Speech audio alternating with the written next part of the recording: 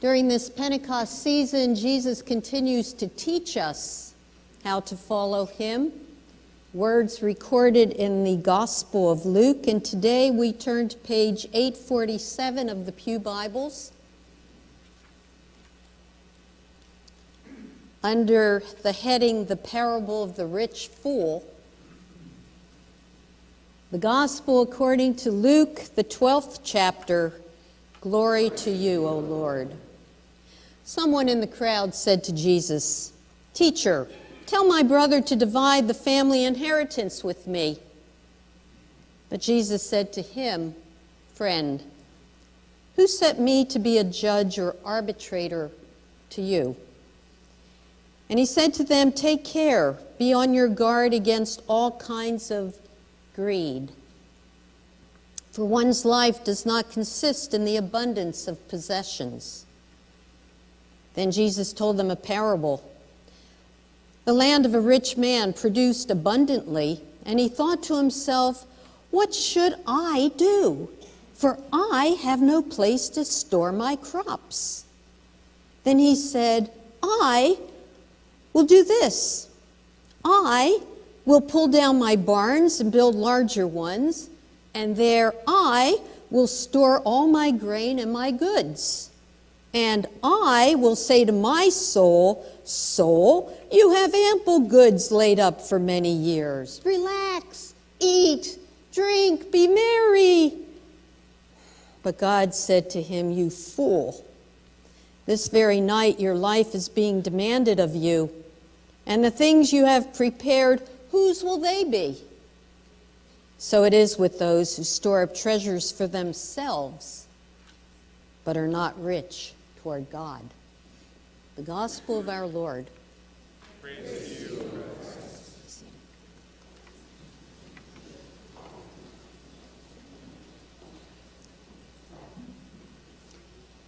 In these political times, we hear a lot about the economy, the job market.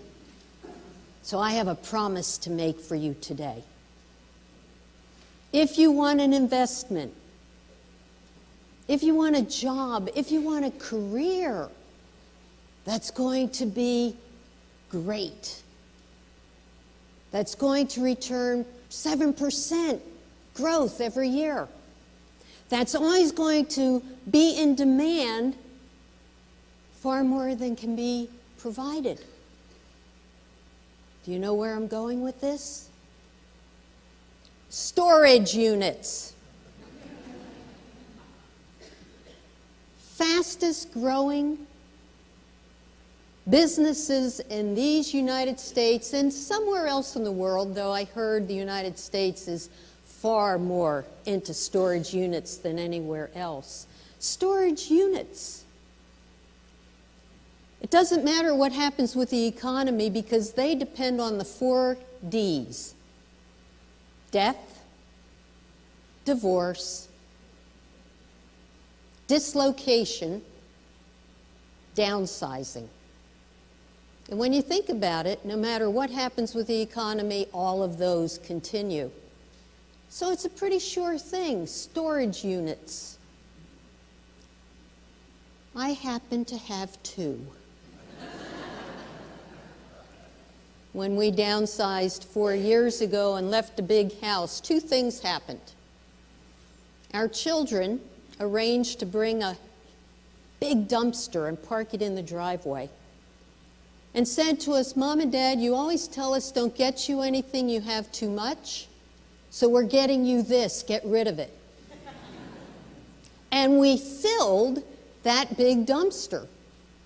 And we gave away all kinds of things to the charities that could use them, like old freezers and refrigerators. And we still had stuff that wouldn't fit into the condo, so storage units. And the stuff that's in there, believe me, if something were to happen to Randy and me, and those things didn't get rented, and finally they put them up for auction, don't bid.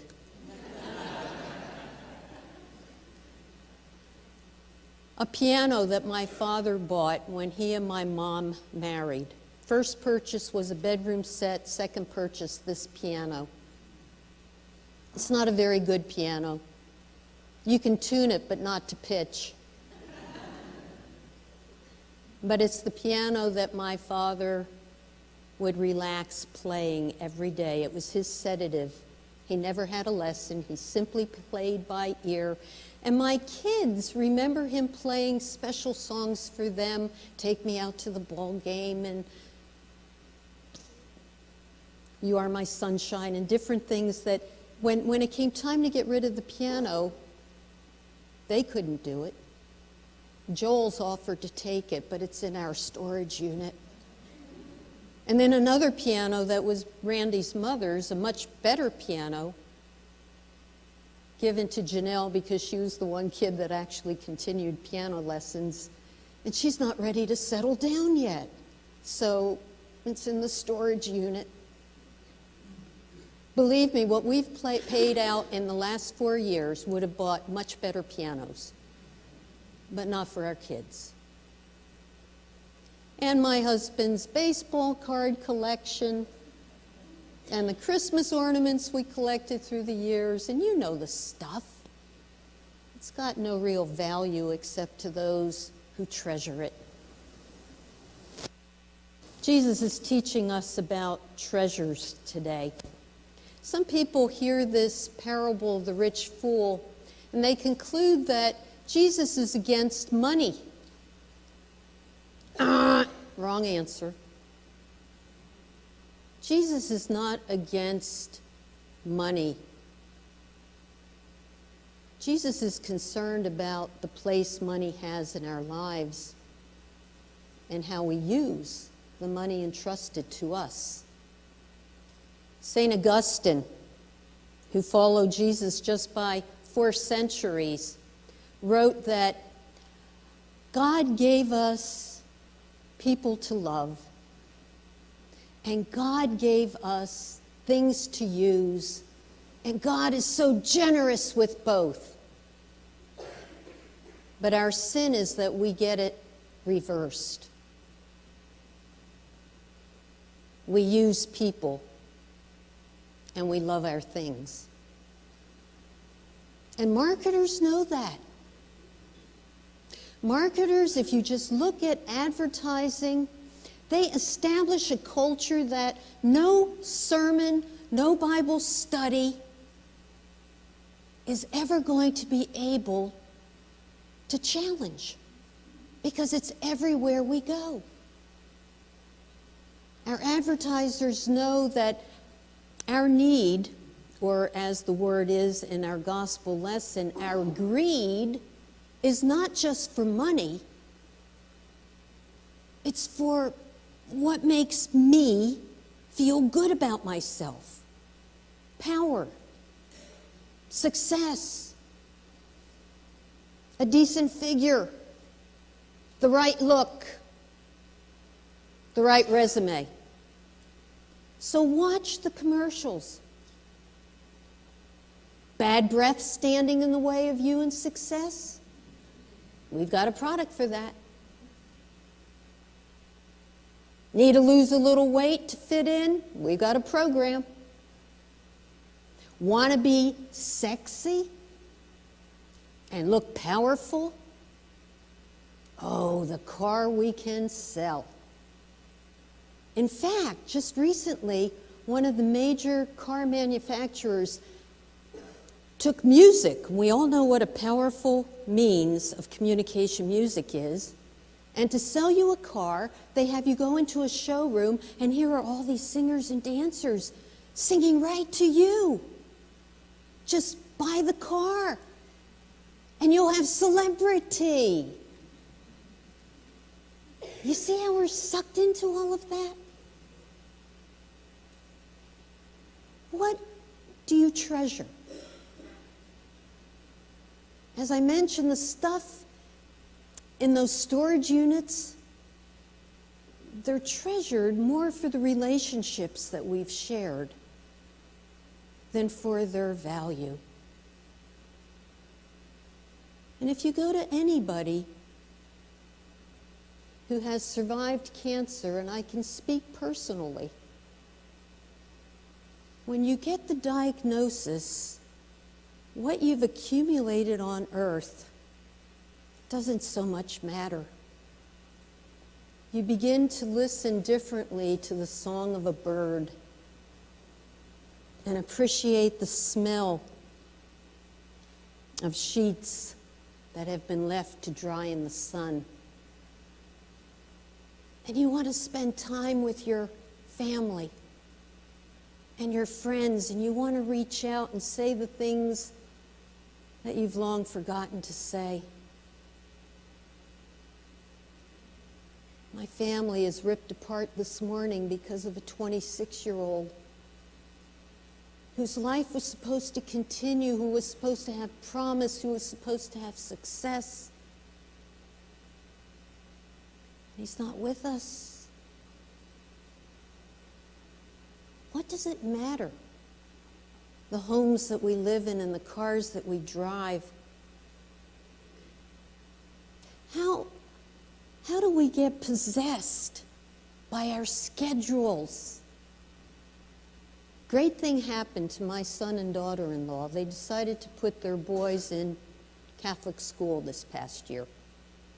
Okay, they got a good education, they got some faith thrown in, that was good. But the best thing is, it taxed their budget so much that they can't make every week this summer some different camp or some different experience. And I'm not faulting anyone who needs those kinds of programs because both parents work.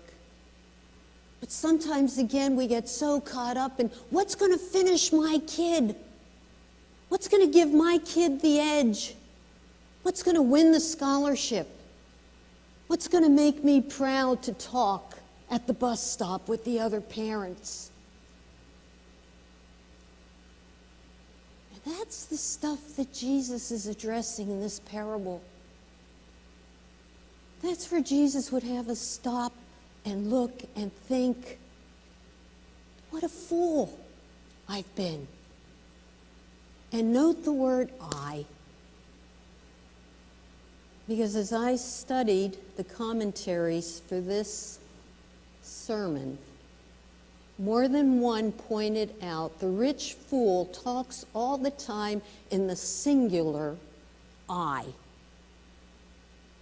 Now, a farmer in Jesus' day could not work alone to produce crops that would be so much that he'd have to build bigger barns. There was a community, but it's I. I've done this. What will I do? I will pull down my barns. I will build bigger barns. I will get to eat, drink, and be merry. So much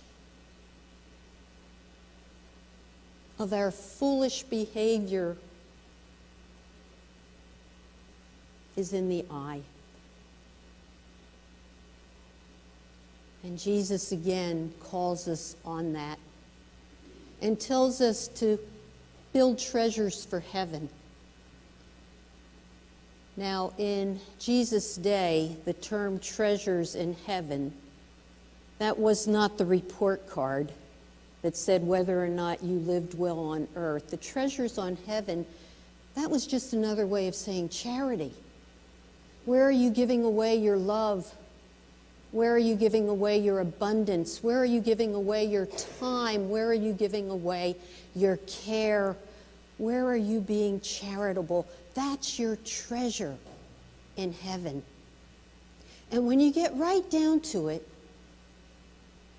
our souls in these bodies are really the storage units we have to worry about.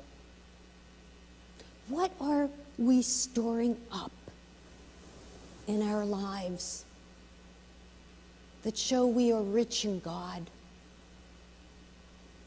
Probably what we store up isn't the resume, isn't the fancy house or car, or the successful kids who are wearing just what they need to wear again. to be successful in a new school year. The treasures in these storage units are relationships and purpose and gifts bestowed by God on each and every one of us, not just for our personal success, but for our charity. And if we store up so much that then we start fearing we're going to lose it and we have to secure it, and by securing it, we push away that many more people, shame on us.